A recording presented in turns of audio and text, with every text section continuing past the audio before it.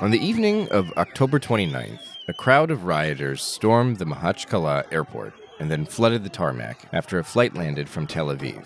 The angry men had assembled amid reports circulating on the social network Telegram about Israeli refugees allegedly coming to resettle in Dagestan, supposedly with the diabolical plan to oust the native population.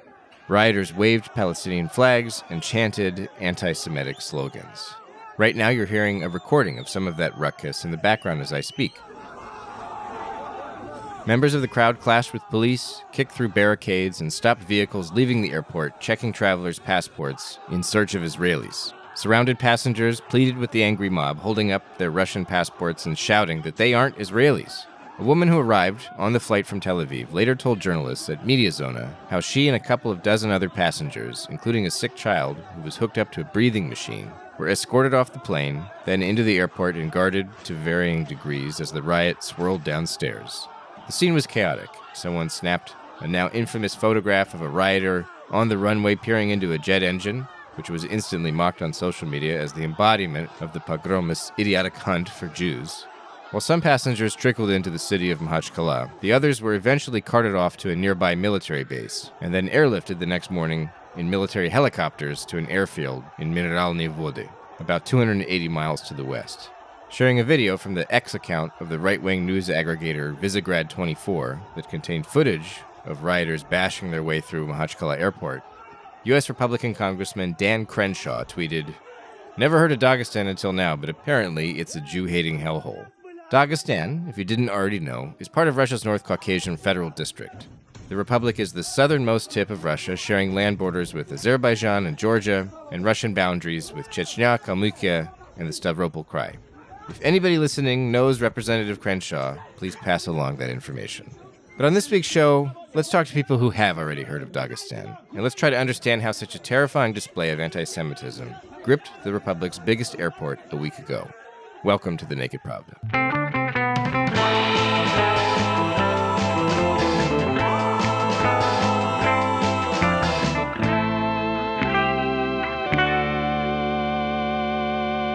Howdy, folks. Welcome back to The Naked Pravda. I'm your host, Kevin Rothrock, the managing editor of Medusa's English language edition. And this week's show focuses not just on the riot in Dagestan at Makhachkala Airport on October 29th, but on the series of recent anti-Semitic incidents in Russia's North Caucasus.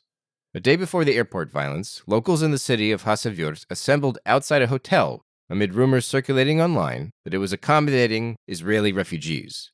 When hotel guests refused to come to their windows to prove, somehow, that they weren't Jews, people in the crowd started throwing rocks at the building. The mob didn't disperse until the police showed up and allowed several demonstrators to enter the hotel to verify that it wasn't full of Jews. That same day, unpermitted anti-Israeli rallies took place in Makhachkala's Lenin Square and in Cherkessk, the capital of Karachay-Cherkessia.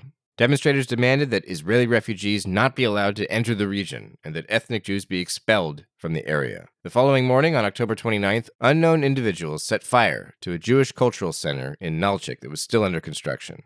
The assailants threw burning tires onto the property and wrote the phrase, "Death to Jews," on the wall. Following the airport riot in Dagestan, which quickly became an international scandal, Vladimir Putin gathered Russia's national security elite for an in-person meeting where he stressed the need for firm, timely, and clear action to protect Russia's constitutional order, the rights and freedoms of our citizens, and interethnic and interfaith accord. However, he spent most of his public remarks condemning the United States and its supposedly crumbling hegemony, a theme of his speeches for several years now. I would like to say once again that we must realize where the root of evil lies. We must know where the spider that is trying to entangle the entire planet and the whole world in its cobweb is. It wants to ensure our strategic defeat on the battlefield, and it is using people on the territory of contemporary Ukraine who have been brainwashed by it for decades, Putin said. In the days after the Makhachkala airport riot, Moscow settled on the explanation that foreign intelligence operatives in Ukraine, orchestrated by the Americans, of course, are to blame for manipulating Dagestani's understandable outrage about Israel's attacks on civilians in Gaza. And yet many Americans, as our friend Dan Crenshaw demonstrated so well, have never even heard of Dagestan. I asked Harold Chambers, a political and security analyst focused on the North Caucasus, to unpack this congressman's comment. My initial response is Representative Crenshaw If you haven't heard of Dagestan, I am available. I will go and talk to you if you would like. Is it a Jew-hating hellhole? No, it's not a Jew-hating hellhole. Okay, hey, let's break it down. Is it Jew-hating, and then is it a hellhole? It's neither of those things. This, the mob and attempted pogrom at the airport was the actions of a very large crowd, but that's not the entire Republic of Dagestan. It's sort of the attempts to, generalize the actions of the few to characterize, the entire Republic of Dagestan is just sort of absurd. If a Jewish person were to come to you right now and say, thinking about going to Dagestan on vacation, is that a good idea? Oh, I would say no. Okay. Because just right now, there's just too much volatility, and all of the narratives in like the opposition, North Caucasus opposition Telegram channels. So the ones that were, sort of behind pushing narratives in connection with the airport mob, a lot of them are still pushing the same narratives, very anti-Semitic messages. My second guest this week is Zakir Magomedov, senior editor at RFE/RL's Caucasus Realities edition. He points out that the Caucasus has actually had a community of Jewish people, the so-called Mountain Jews, living in the region for centuries. And most members of this group today live in Dagestan. There are Mountain Jews ethnic group in Dagestan. There are not much of them, but there are at least from 200 to 300 families are there. And the population, I think there are maybe from 4,000, but according to another sources, there are like 4,000, from 4,000 to 10,000 Jewish people in Dagestan, Mountain Jews, I mean. And there are like several synagogues also in Dagestan. And it's said that with all of this, with history, with Jewish people, they are in Dagestan history. For example, the founder of one of the famous dancing team from Dagestan, Lezginka, ethnically he was Jew. And this anti-Semitic rally at the airport, it's kind of the first big anti-Semitic action, let's say, in Dagestan. I also asked Zakir if he thinks Jewish people now in Dagestan should fear for their safety. Here's what he said. I think there might be some threats for them. Otherwise, the rabbi of the Jewish community in Dagestan, he wouldn't say that those 200, 300 families might be relocated from Dagestan. Apparently, there are some threats. However, most of those families, they live in southern Dagestan, in the Derbent. Journalists at the news outlet The Bell found that Telegram messages containing the words Dagestan, Makhachkala, and Jews started spiking on October 24th. Amid confusion and false rumors about a supposed incoming wave of Israeli refugees, the first incitements to assemble at the city's airport to confront arriving flights appeared on October 28th and 29th on the Telegram channel Ultra Dagestan, Morning in Dagestan. The same channel regularly encouraged readers to support Palestine in the aftermath of the Hamas terrorist attacks against Israel and Israel's siege of Gaza. Ultra Dagestan was launched in coordination with Ilya Ponomaryov, the former Russia State Duma deputy who now lives in Ukraine and styles himself as a guerrilla warrior against Russia. Journalists, including reporters at Meduza, have established that he parted ways with the channel last year. It's now run by a man named Abakar Abakarov, a blogger based in Turkey who openly supports Hamas. There's been a lot written about the influence of these Telegram channels, and obviously the authorities, Putin himself has claimed that these riots were incited from abroad, and basically, through these channels, through the internet. Is the Kremlin right? Were these riots instigated from abroad? Is this like a basically foreign interference kind of operation? Not necessarily by a government, but by these opposition bloggers that are basically living in Turkey and Ukraine now? To the degree that some of these channels are diaspora members, then it's narratives running from abroad, but it's hardly conclusive. I mean, blaming it on Ukraine, no, it's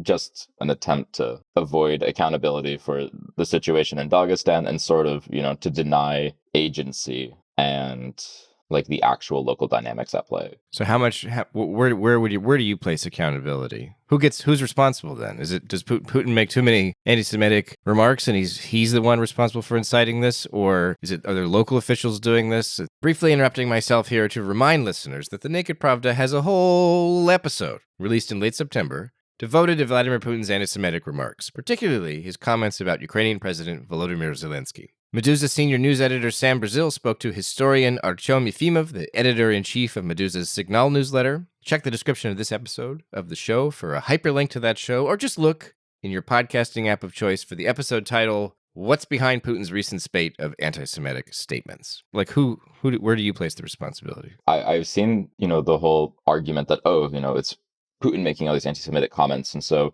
Putin's the one responsible.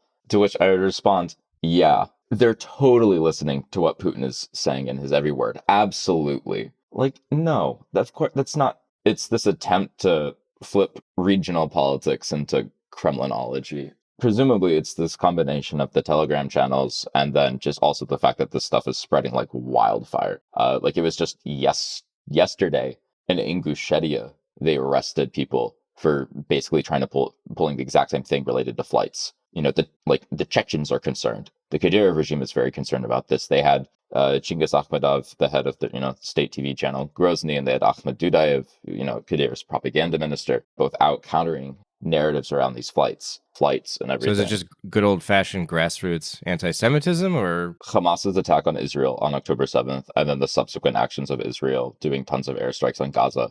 That is the catalyst event directly.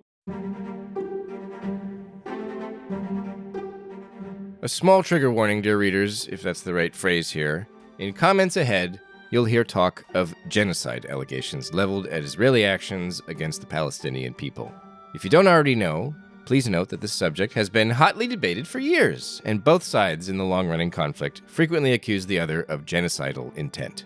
For example, some have characterized violent language against Jews from Hamas and acts of terrorism by Hamas as genocidal. Official international organizations, including the United Nations, have not designated Israel's 2023 invasion of Gaza as a genocide. Though a director of the United Nations High Commissioner of Human Rights recently denounced Israel's current wholesale slaughter of the Palestinian people as a textbook case of genocide. Even more recently, on November 2nd, a group of independent UN experts called for a humanitarian ceasefire in Gaza, saying that time is running out for Palestinians there who are at grave risk of genocide, they warn. In May 2022, incidentally, I did a whole Naked Pravda episode about allegations of genocide in Ukraine.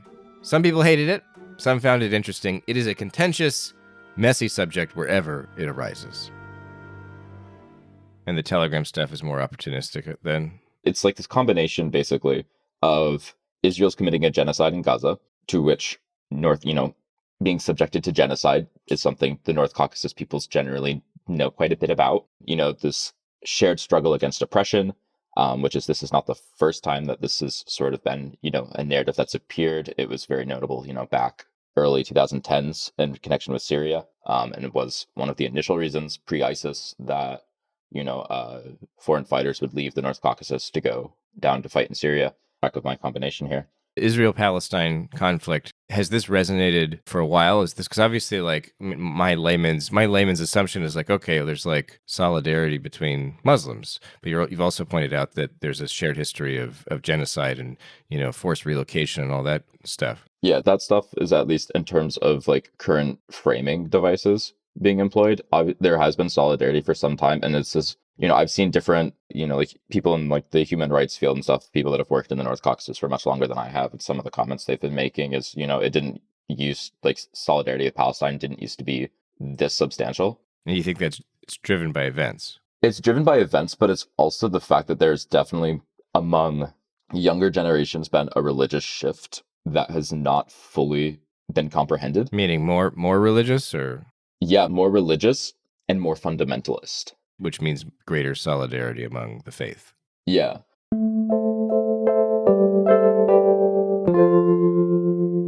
My second guest, Zakir Magomedov of RFRL, also says the younger generation today in Dagestan is more religious, but he cautions against underestimating the influence of Russia's federal officials. He points out that Moscow has traditionally maintained relations with Hamas. Unlike many countries around the world, such as the USA and members of the EU, Russia has not designated the group as a terrorist organization.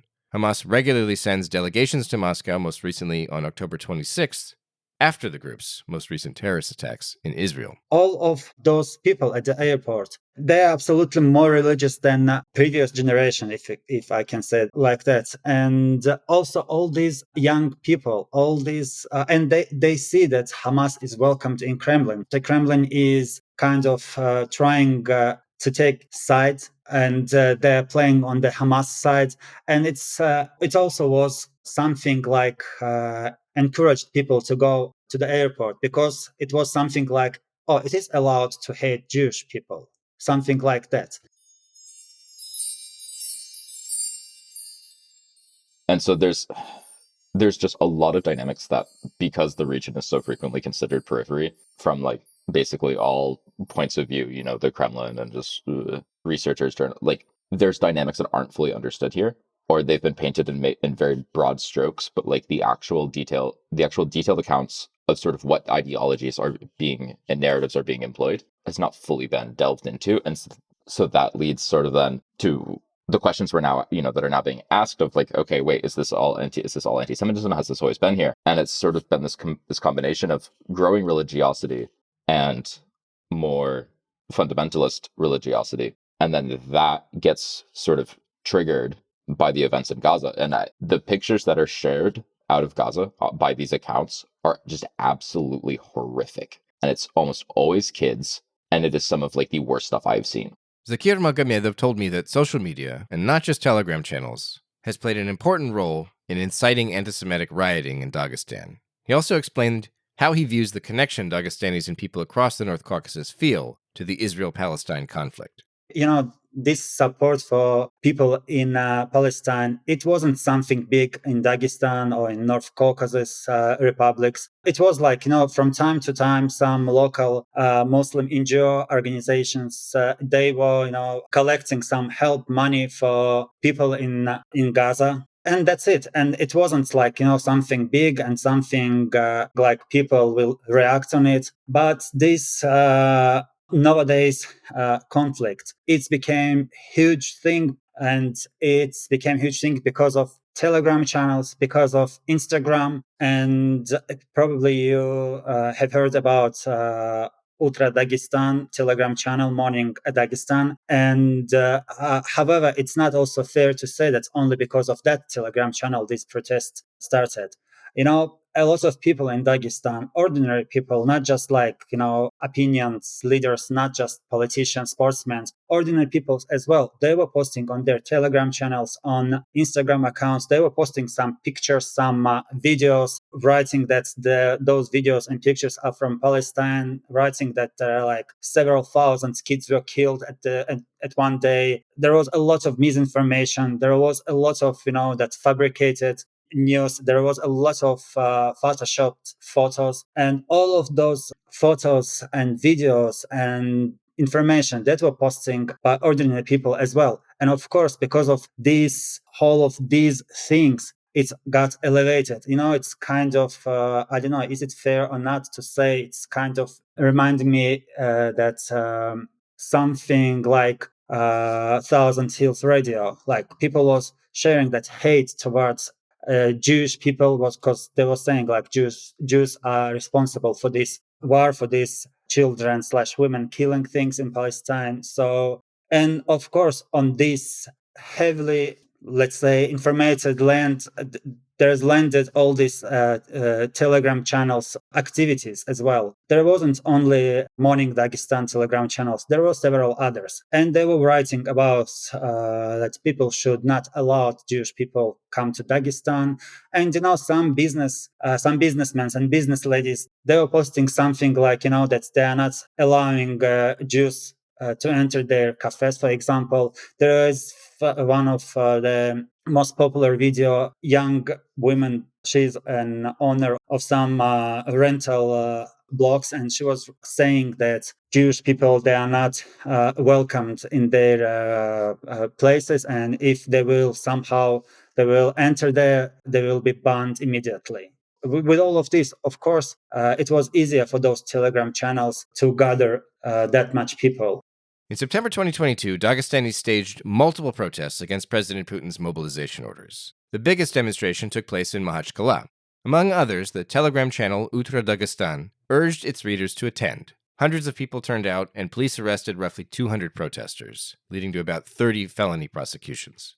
Public sentiment here is no mystery. The North Caucasus, including Dagestan, ranks highest in relative terms of men conscripted into Russia's Ukraine invasion force.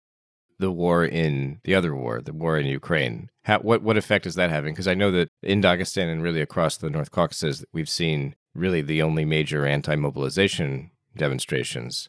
And I just wonder what makes this, because it seems as though the region is in various ways sort of an outlier or unique in the Russian Federation. In terms of resistance to mobilization, it stands out. Do you see that being related to the airport pogrom? Like, is that, are you seeing like threads there, or are those separate issues? In terms of issues, I see them as more separate. Like the most connected I would really see them is that in terms of sort of informational feeds, it's going to be similar just because of who was sort of, instigating and running narratives in the lead up and during. So like reasonably the audience probably overlaps, but otherwise the issue not necessarily, I don't necessarily see the connection as much. But in terms of mechanisms, there's definitely a connection, that runs from those events to now. What about, there's been much made about the fact that the rioters at the airport weren't just like gunned down or weren't suppressed more forcefully. And even in the aftermath, there have been some arrests. There's, the governor or the head of the republic has, kind of made public reports about they're taking action and so on. And I saw that he recently said it wasn't even that bad, really. Like nobody was seriously hurt, or there are 2 people hospitalized, but nobody was killed, and so no Jewish people were hurt or whatever. So the crackdown on the anti-Kremlin opposition in Moscow has been a lot more severe than what we're seeing in the aftermath or during the riot itself at the airport. Like, why? I'm going to share another, non-expert opinion for you to either shoot down or tell me how brilliant I am. But my assumption has been, some have said, oh, well, the reason is because the Kremlin is anti-Semitic, and they're happy to see these things, but they don't care, and whatever they can beat up or terrorize all the Jewish people they want, doesn't matter. My impression has been that any kind of riot is bad for the regime. Like they're not happy when the police are overrun. Like that doesn't look good for anybody. But there does seem to be a bit more tolerance of that kind of thing in the North Caucasus, because at least from the Moscow's perspective, that's all very fragile there. Like we don't want to rock the boat. Like we'll kind of leave it to the local officials to sort of handle things and whatever customs they're doing, and like just keep it as peaceful as possible. That's kind of my reading of the situation. But I wonder, how do you see it? I see it basically that way. The very notable part about the police and intervention or involvement during the incident was basically it seemed like it was really just to protect infrastructure, or to attempt to protect infrastructure. Like they only really pushed back at doors to the terminal and then the gate to the tarmac, and those were the really only 2 moments where it was really like police doing anything. So it's one of the things where it's hard to say what the authorities' perspective was in that moment. Harold also told me that Dagestan Governor Sergei Melikov has said he plans to punish only the rioters who attacked police officers or were involved in organizing the gathering, essentially letting everybody else off the hook. Federal law enforcement officials had previously reported the arrest of more than 80 people in connection with the airport riot. Because we certainly have learned, you can see how they're viewing it now, which is Melikov is very aware that this is a very sensitive matter, to the point that he's now basically saying, we're not going after everybody that was there, with criminal charges. We're only going to, do basically those that were rocking the police car in the one video that went viral, those that were like throwing stuff at police, and those that were like actively so Melikov is limiting, how criminal charges are going to be applied. And that's in part because he knows this is a very sensitive situation and that he could make things considerably worse. And even though he finally did like his full repressive mechanism mobilization stuff with Rosgvardia all out in force everywhere, even though he finally did that, which is what we would have expected him to do that night. So, now he has everything set up so he can easily repress anything. He's still very sort of trying to handle things with kids' gloves. And part of it is also probably because a lot of high-profile Dagestani sportsmen have come out basically in support and calling on Melikov not to really, really crack down on the kids, and literally framing it as, it's these young men that just, got out of control. Several prominent athletes in Dagestan have come out in support of the airport rioters. Habib Nurmagomedov, the mixed martial artist champion and probably the world's best-known Dagestani, reposted a message on his Instagram page from another Dagestani athlete addressed to the region's governor and government, asking officials to spare the young men and instead engage the public in open dialogue. Allah is forgiving and loves those who forgive, Nurmagomedov added to the message. And so that sort of happened right before Melikov said, if you were just there or, you were holding a Palestinian flag, we're not going after you.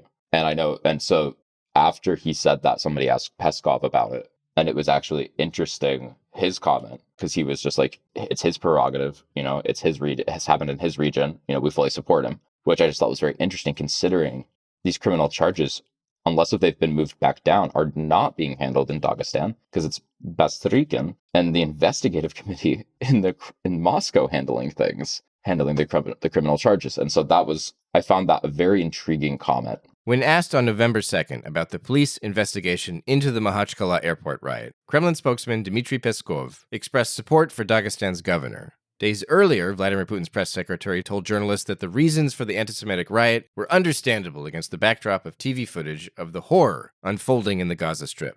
The deaths of people young and old, medical workers, and others. Of course, in the light of these images, ill-wishers can easily exploit the situation and incite people. The only public statement about Dagestan's anti-Semitic rioting from Federal Investigative Committee Director Alexander Bastrikin was on October 30th, when he said merely that he'd placed the felony investigation's progress under control. So does that mean that Bastrikin is probably not handling it? Like that was just on the matter? I think it's they've now sort of fed it back in to Melikov, sort of now actually handling things, because Moscow's immediate response was surprisingly direct involvement, especially considering who Melikov is. He's a veteran politician, he's, veteran security services. He was put there in the middle of the pandemic for a reason, and it was because they viewed him as able to bring this stability. And so, obviously these events are like an utter embarrassment for him. And so I think sort of there was an instant reaction to not allow him to handle things. And now they're sort of just like, we're getting we're a few days out from the event. And now they're sort of being like, okay, no, like you can handle stuff. So with these few days having passed, do you think like, okay, his grade on this isn't so bad. Like he'll sort of escape this, or he'll put this behind him and his reputation isn't so harmed? I think he's actually probably handled it in a way that will prevent fallout. So I think he's going to get credit for that.